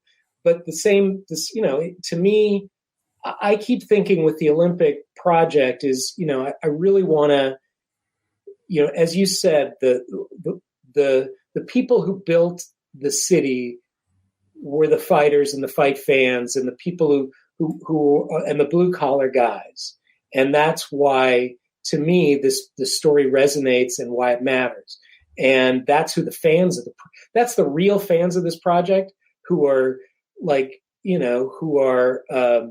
really super devoted. And that's who I want to talk to. And that's who I want to engage. And that's, the Qlympic, Gary Tovar said it really beautifully. And again, another line that didn't make it in the movie, but the Qlympic, sat at the center of LA, and LA is a city that is obviously a freeway driven, back in the old days, obviously people came via streetcar, but the Qlympic sits right in the center. It's right at 18th and Grand, right in between the 10 and the 110. And the Qlympic was like the beating heart of the city, and the freeways were like the veins and the aortas and the blood vessels that fed into all the neighborhoods, from East LA to West LA to Orange County, the Valley. They all fed Beverly Hills. They all fed to the Qlympic. And so I really want to do events once COVID is tamed that are located in the city, in different parts, do things with East LA museums, do events in East LA, do events in West LA, do events in the Valley, to activate our city and make it a teachable moment, a chance. Because, my company is Gen Pop, it's like pop oriented. Like, I felt like I want to reach the people, and I want to use this film as like popular history, why does it move so fast? Why does it use popular culture? Why does it use music to drive it? Because it's teaching, but in a way that it's like the medicine can go down. In a way, it's fun. Yes. And why is it short and punchy? Because of that. So that's my larger mission is beyond this film. My larger mission is to use this building as a way to talk about LA and to talk about why, this kind of this place of popular culture mattered to so many people. And nicely, a lot of historians are getting that. William Estrada, who's one of the most, widely respected, California historians, who's the chair of the history department of the Natural History Museum, is in the film. And he has been very complimentary of the work because he feels like it's this work in his, he's like, I've known about Eileen Eaton for a long time. And I asked my historians, what about Eileen Eaton? And he said, most of them don't know who she is. And he thinks like, this is a travesty that historians don't know who Eileen Eaton is, who are LA historians, and that they don't understand why sports and popular culture are not taken more seriously, why leisure and popular culture are not taken more seriously in historical circles. Absolutely. And so that's what man. Yes, exactly. we need to have a long talk at some point, Stephen, or a strategy session or something, because I had the exact same experience when I was putting that boxing museum together. I went to the woman who was the San Francisco historian at the San Francisco Public Library. I won't say her name, but I went in and I said, I'm working on this project. I want to see whatever the library has on the history of boxing in San Francisco. And she said, why? And I said, because I'm going to do this museum to commemorate it. And I'm like, because I'm going to do this museum to commemorate it. And she's like, why should that be commemorated? That's a shameful mark on our history. And I'm like, are you insane? You call yourself a historian? Yeah. San Francisco was the boxing capital of the world. Oh my God. Corbett and everything. Yeah. Jim Corbett put San Francisco on the map. Absolutely. It's odd to me. It's really odd to me. And I think and again, it speaks again, not to be dismissive of historians. There are so many great historians and they're doing wonderful things, but at the same time, it speaks to a class, issue and a frame of reference issue. And so, I really think that, William Estrada got it because he's from East LA. He knew, he understood why, and that's why he's such a great historian, because he sees why these things matter and how the stories of people of color, why they haven't been told is partly these things. There's so much. Yeah, it goes to history and how it's taught in America, and it goes to what is valued, and it goes to the complaints of people of color and why they're valid, that their stories aren't being told, because they aren't being told because they're not valued by the historians and by the media, generally speaking. And the narrow venues where they could excel and be accepted by a bigger society beyond their neighborhoods and stuff completely. And Eddie, building on something you said a lot earlier, specifically about Eileen, but it really encompasses the whole film, is these stories when a local city mattered and the culture that built around the specific city, because the coaxial cable didn't connect us coast to coast from a television standpoint, or its early times. And so the city created its own culture. And that's what's so terrific about your movie, that it's Eileen's story, but it is this progression of LA, despite being surrounded by Hollywood and, exposing Hollywood and the LA scene to the globe. But still, this is an avenue where a local businesswoman like Eileen, like you said, Eddie, she was like an empress of her domain, and also that era of athletics. Again, nothing against the big time now, and thank God they make money and can play a career that damages them and at least have some level of comfort. But we all have seen the terrible consequences of physical sports. But that said, this was the era when the common man was really as close to the athlete as he could be. And in most cases, likely the athlete had blue-collar jobs or off-season jobs, or when they weren't fighting, they were mechanics or whatever. My God, Harold Brazier, one of my favorite people from Indiana, and a guy that was exposed a lot on 80s television, was still a body mechanic at an Indiana, auto shop and stuff when he wasn't getting his big paydays as a welterweight and junior welterweight. So, this was the era when athletes aspired to retire and open a service station. Or a restaurant. Absolutely. Instead of I'm going to own a media conglomerate or something, like Dwayne Johnson. Like, I'd like to have a little store someplace and, just kind of tell tales about my great career as a boxer. Well, compare Gorgeous George to The Rock. And like you said, the sad story of Gorgeous George, as big as an entertainer as The Rock. Sorry, Michael, please. No, I was just going to say that, in that day, football players, baseball players, they had jobs in the off season. I'm friends with many men now in their 70s that they weren't working. They weren't working out, all off season. Winter, right. Winter, they were reporting to the gas station or whatever. Beer distributors and stuff, Yep. Well, I mean, Enrique Bolaños, after he worked for it was a beer distributor. Danny Little Red Lopez went into construction, and Carlos Palomino talks about that as well.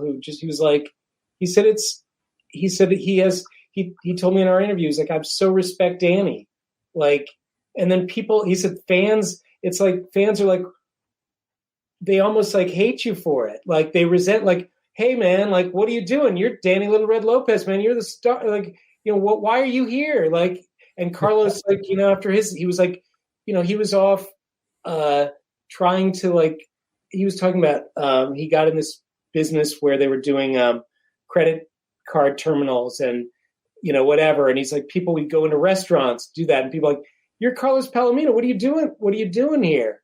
And he's like, I had to work, it's like, there's, hey, by the way, I have to say, I'm so glad you got that Carlos Palomino commercial. The light beer commercial. Beer commercial. That was so the minute that came on, it was like, oh man, do I remember this spot? Oh, it was fantastic.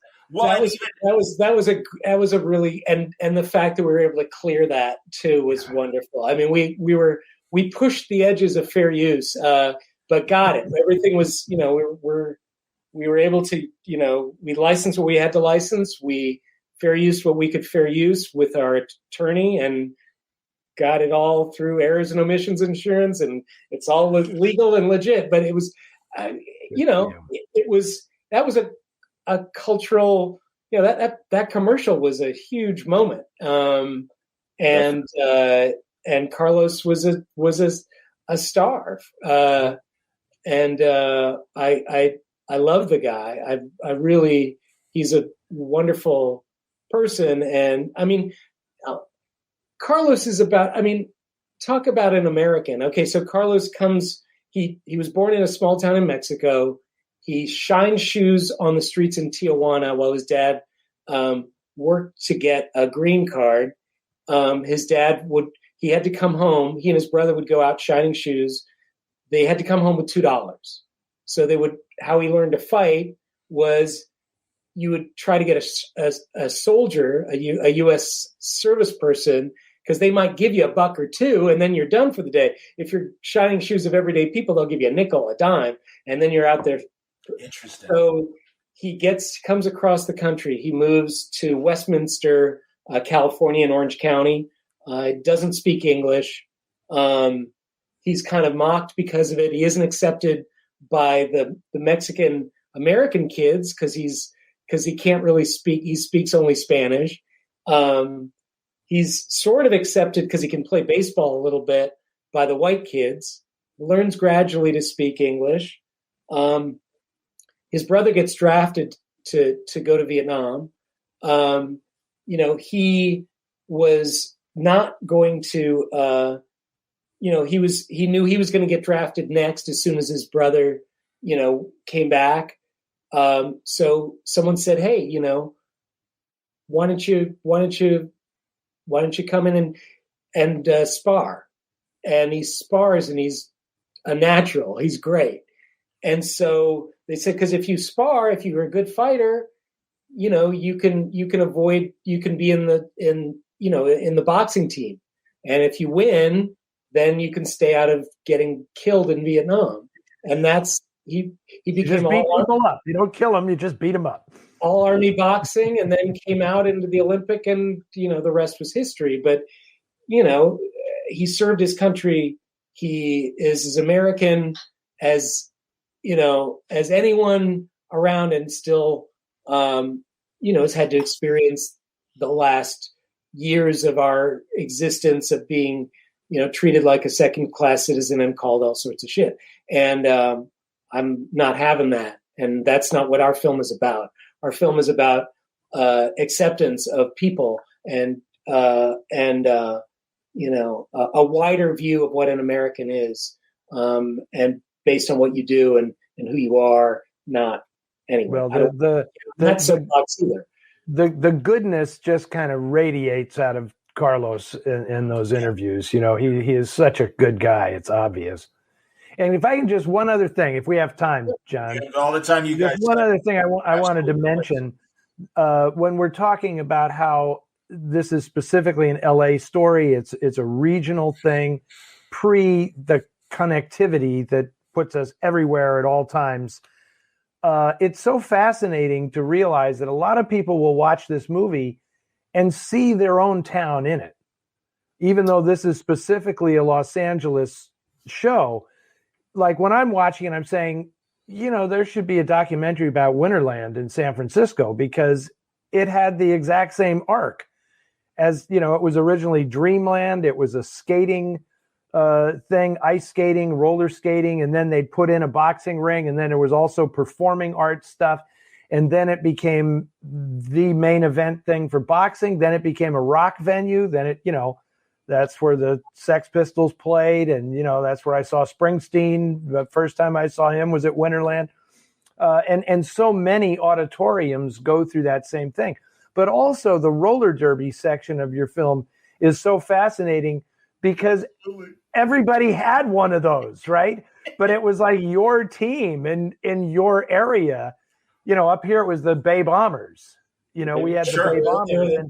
And the Stars, you really only knew from your area. So, I knew Joni Weston and Ann Calvello and Charlie O'Connell and Cliff Butler and all the skaters up here. And then, the T-Birds would come through, and they were the heels, right? I mean, awesome. Your team was all baby faces, right? Until they went on the road. Then your team was the heels, right? Well, and I think, you hit on a really good point, which is, one of the critiques that I've gotten from, people in the industry, who I've tried to bring in as, like sales agents and stuff. They're like, it's niche, this film is very niche. No. And I say, Andre the Giant, niche. Muhammad Ali, niche. Boxing, niche. Wrestling, wrestling, really niche. Even in the point X that I've been meaning to talk about X and John Doe. Yes, yeah, that was great seeing John Doe pop up. You got X in there, so even in music, it's not niche. There's nothing niche about it. No, it's the entire 20th century. Across, and the fact that, as you said, Eddie, every city had their own version of the Olympic. Maybe not as big as the Olympic, right. but was similar and had its own touring wrestling. That wrestling circuit, the territory circuit. Most of the same people went through all those circuits, so they'd have their own kind of local guys. But right. They had so that was the same. Roller derby was the same. Boxing, similar. So I don't see why it's niche. I can't understand that. But not every city had Eileen Eaton. That's absolutely. That's why she is the heart of the whole thing, And I think she's the main selling point. I mean, if I was your promoter, that's how I would sell it as, the original woman in a man's world. That's what this is, I mean, yes, I get that it's about the heart of Los Angeles in this building. I get that. But to sell it is really, Eileen is the character that sells this thing. Oh, for sure. Oh, for sure. I agree. And I think that's, that is, that is the obvious thing. I mean, she's a forgotten, genius impresario or impresaria. That's true. I like that. and just and a compelling character and really interesting, and at a time when these kinds of stories everybody wants to be told and need to be told. Yep. In a non-condescending way, and I give Mary McAnulty, who was my assistant editor, it was really important that I had a woman working with me on the story edit, because I really felt like, she helped give it the nuance and make it feel correct. You know what I mean? It's like, I can, not that I couldn't do it justice, but I wanted it to be seen through the lens, or a woman to be able to put it through her lens too. And we debated about a lot of things as we went through this. And the same thing with the Mexican American story, having Gina Aguilera, having Robert Benavides, having, historians who were Mexican American throughout the film. Like, I wanted to make sure that, because after all, this isn't my story. This is not my story. I can't, I didn't want to appropriate it. I wanted to reflect it. I wanted to be a prism from which I could take it, give it a sense of structure and the story that I felt like the right story arc to it. I wanted to get the right people in it and have this. I wanted to have a film where I could say, oh yeah, Mamie Van Doren's in it, and John Doe, and James Ellroy, and I forgot that James was in it. Yeah, absolutely. That's right. Yeah, and Piper, and East Bay Ray. Piper, yes. What other movie has that weird of a collective group of people? That's what I wanted. I thought this is LA to me. So that's brilliant. That is brilliant. I'll say real fast regarding roller derby. We did not have, as far as I remember, because this is the early 70s that I'm remembering, we got LA Thunderbird broadcasts here in Chicago. So they were our hero team as I remembered it as a small boy. It was in Miami too. It was in Miami also. There you go, man. And I kind of figured that But here's the question. Maybe made that national contract or nationally syndicated. So yeah, what's the question? Was it the same team? That's a very good question. We don't know. Right. I mean, you could just use the name and have it. This is what they used to do on a lot of the circuits. That was the funny thing about. But actually, Chicago held the biggest roller derby match of all time in the early 70s, before it all fell apart, because there were two rival things. There was roller derby and roller games.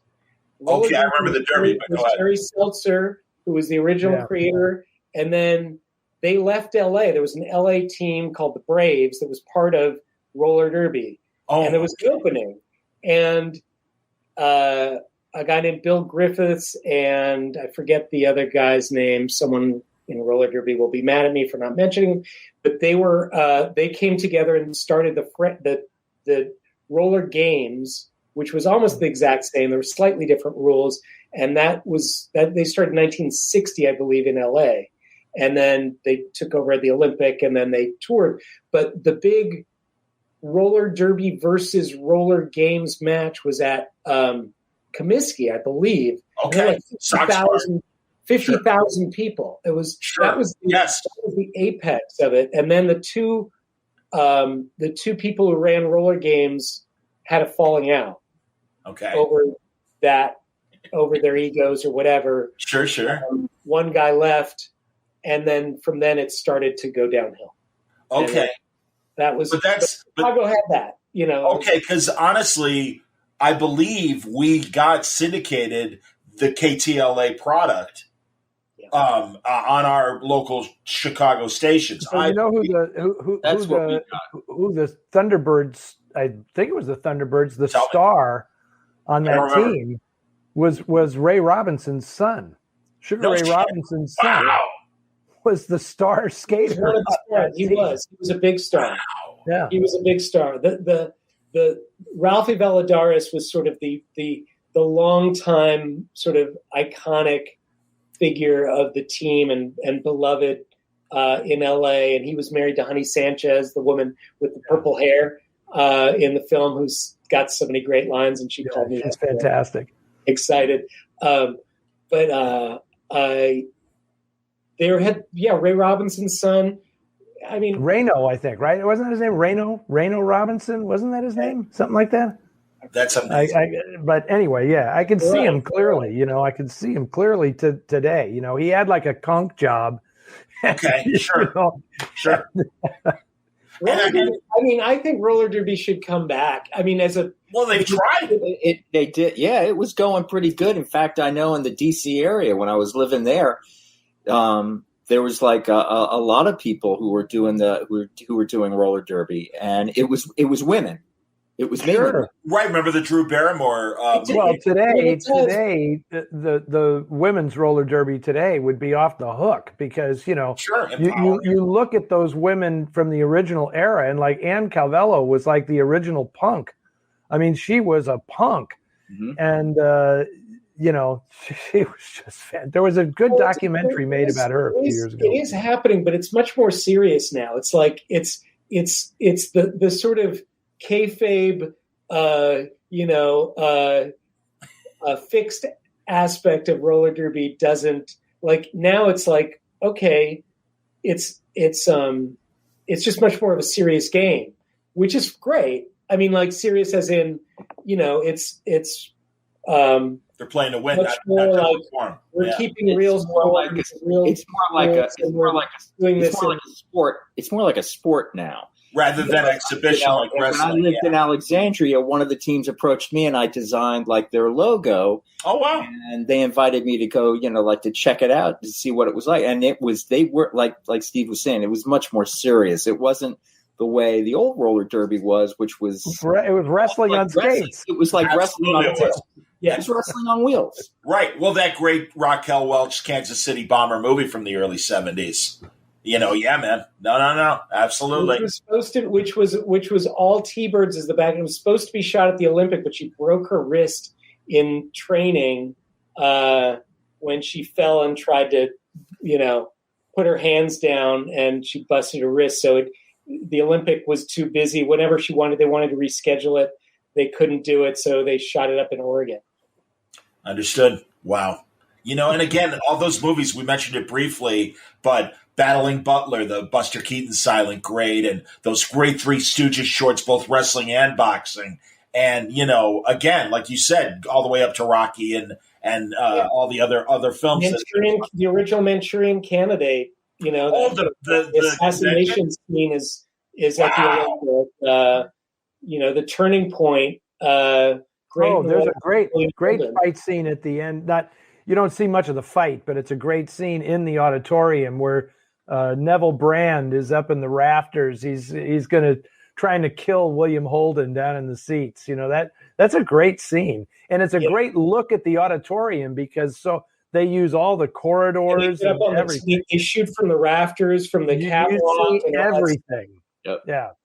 Unlike Raging Bull, where they kind of hide the auditorium. Even though they're shooting in it, in the turning point, the auditorium is the star. I mean, they show every bit of it. It's great. Yeah, and then we have all the sorts of for our drive-in premiere, we did a sort of pre-show where we put together all these because there was a really amazing there's a Starsky and Hutch that has a that's ridiculous in the Olympic. There's an Incredible Hulk.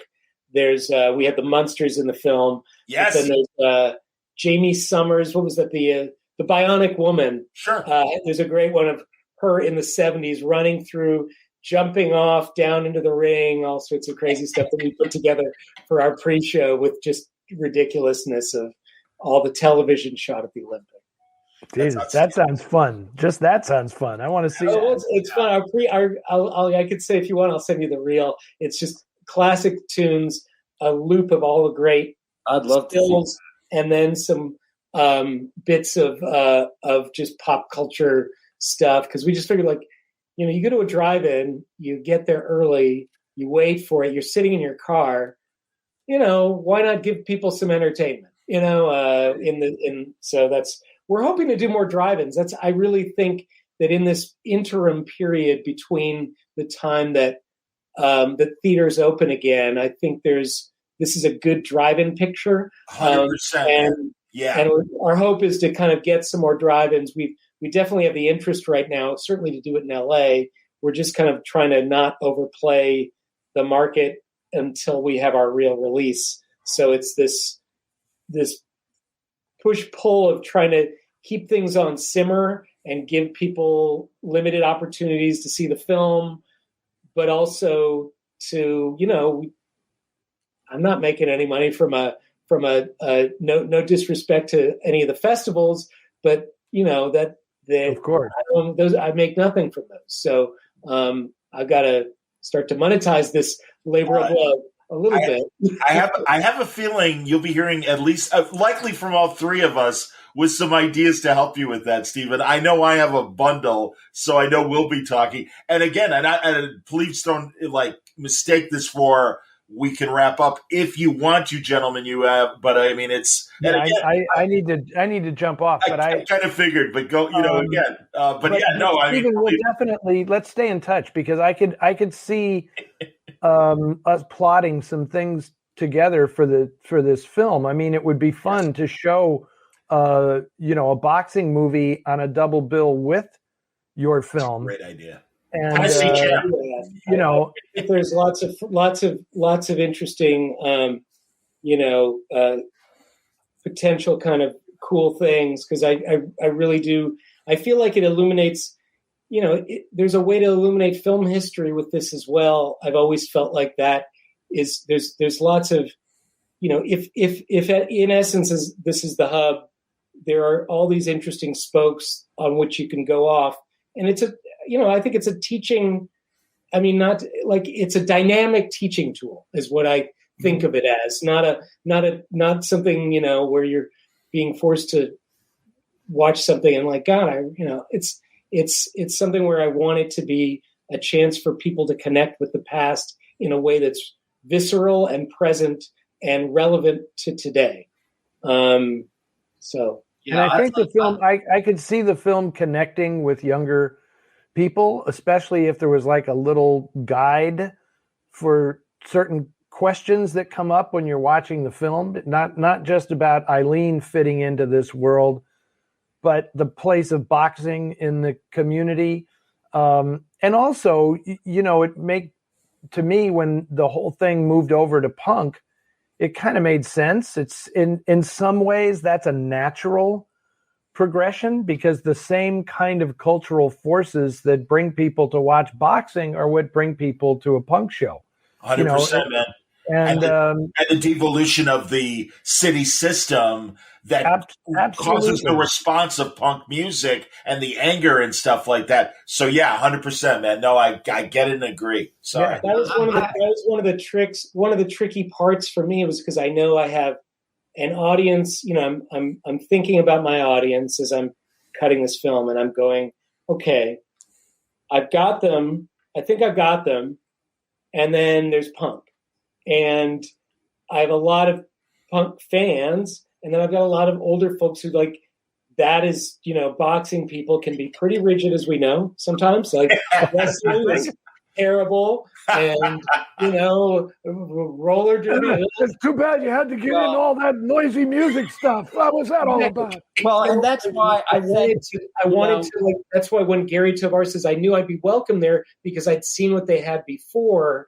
It was like a connector that allowed us to, then we did that sort of here, them punching them and punching and punching and punch. Hey, it's all part of the same thing. It's the theater of violence. And that kind of allowed it to feel intrinsically correct. And so I've had very little, very, very few complaints thus far, and actually more kind of acceptance of punk from people who I expected to kind of hate it, that part of it. And so that was a nice, that was a real, it took a lot of thinking and nuance about how that was going to make it not feel like an outlier. Yeah, I'm hoping. It was nice to see East Bay Ray pop up in there too. It's like, wow, this is amazing. Great guitar player, man. Yeah. What were you going to say, Mike? Just that I think I'd love I've spoken to Steve about this before, is that I'd love to have some articles or interviews or some of the material that you've collected, that you talked about collecting, and show it in Ringside Seat, because I'd like to see, as you said, boxing people are rigid, or they don't maybe know the complete story of the Olympic. And I'd like for our readers to be able to see how rich the history of the Olympic is, that it's great boxing stuff and all the great boxing, the boxing stories that are involved in it, but also, the music that went on there, the wrestling. And there's that tie between wrestling because of Gorgeous George. Muhammad Ali was completely influenced by Gorgeous George. 100%. I have some great clips. I mean, Gene LaBelle talking about taking Ali to see Freddie Blassie. Eileen asked Gene to put, one, he came to LA and she had him run around downtown, had the I Am the Greatest buttons made, and he did a run from the Olympic to the Main Street Gym and was handing out buttons on the street. Wow. And felt kind of uncomfortable about doing that. But Eileen was like, you got to keep campaigning. This is part of it, And the other part was, she put him in front of Freddie Blassie as he was doing his shtick, and they remained friends forever. In fact, when he did the Ali Inoki thing, Blassie was his manager who he took to Japan with him. Oh, that I didn't know that. That's fantastic. So they had this bond. He really respected the wrestlers for their whole shtick, for their self-promoting. That's what I think. I think all of this stuff that boxing fans, that read the magazine, they may know about it, but there's probably a lot of them that don't know about it, and they don't know how rich and how deep it goes. And it's a great entree to your film. That kind of, and again, I think, the three of us have a ton of ideas as platforms to get people to watch the movie. And again, I'm sure we'll discuss those with you individually. Yeah, I'm more than happy to do fun stuff with some exclusive clips that help illustrate that, because we have some, outtakes that we couldn't use that are really great connector pieces for that, or just great little bits, little short stories that kind of illuminate various things that, again, I think I want to find ways to use with the right, with media partners to kind of okay, here, this fits with your mission and fits with what I'm trying to get across. And what good does it do to keep that sitting somewhere? I want that to circulate.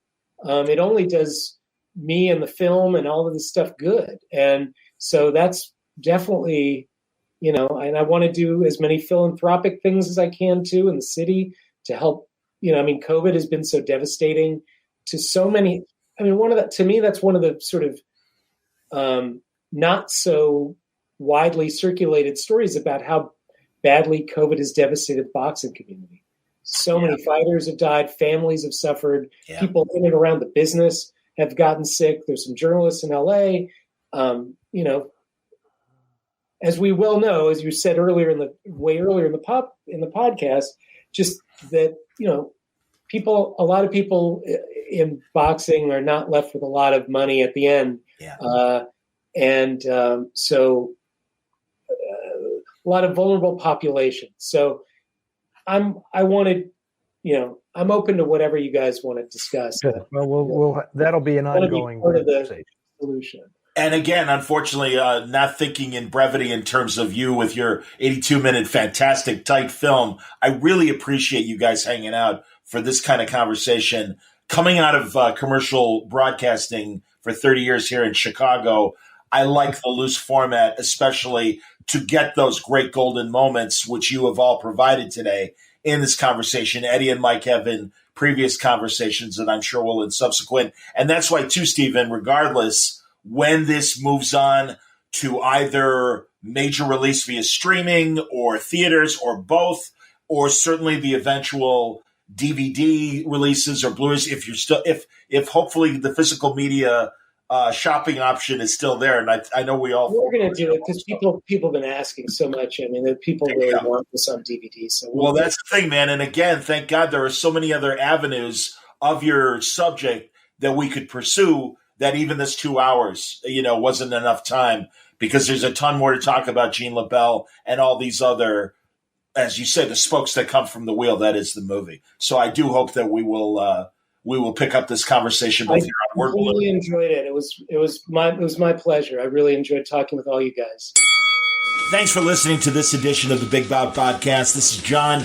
I'm sorry that I haven't put out regular episodes. I'm working on getting better, and you'll see that we've had episodes at least monthly recently. I really want to continue looking at boxing history, and we've got some other great shows coming up in the weeks ahead. So thanks for hanging with us. I hope you're enjoying the archive of what I've done so far, and I promise you more great stuff is on the way. So thank you for your continued support of the Big Bob Podcast.